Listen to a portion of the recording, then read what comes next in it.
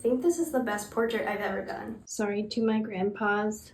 So I've been taking some portrait classes for the past April, May, June, July. Yeah.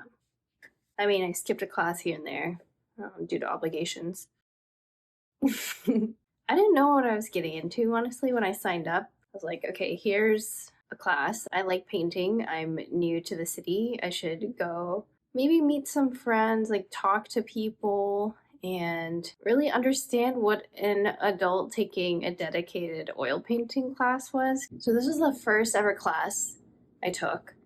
I kind of showed up and I was like, what's going on? I only brought these tiny things because I was afraid I wouldn't finish. Apparently the model was there for 2 weeks. I didn't have to finish in one class, but I just did a really tiny portrait anyways. Disposable palette, I didn't bring paper towels.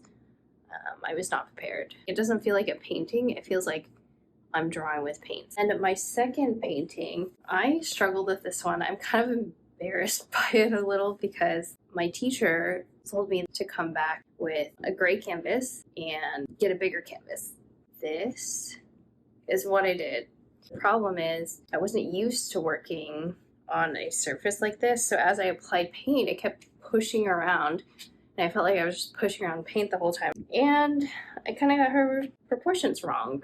She looks funky to me. I mean, she is funky, not the model. And then the next person I did was this lovely lady, and you can see I'm starting to lay down thicker paint here. I'm not just using like a bunch of medium, a bunch of like solvent or water or whatever, and it's like starting to become a painting. I thought Charles was like my magnum opus. I was actually able to start building some values. Cat hair. Came out pretty good, especially in comparison to my last few paintings, which were kind of all over the place. But then Christine came. This is the moment where I was like, I am improving. Obviously, they have different skin tones, but I feel like the highlights here aren't as rich. Like I probably could have added more color and been more rich with the color in this portrait. I wasn't fully grasping it yet versus this one. This one, the color in the face is starting to get really thick and more bold. And it almost gives it a more lively feeling, in my opinion. One of my favorites. Bam.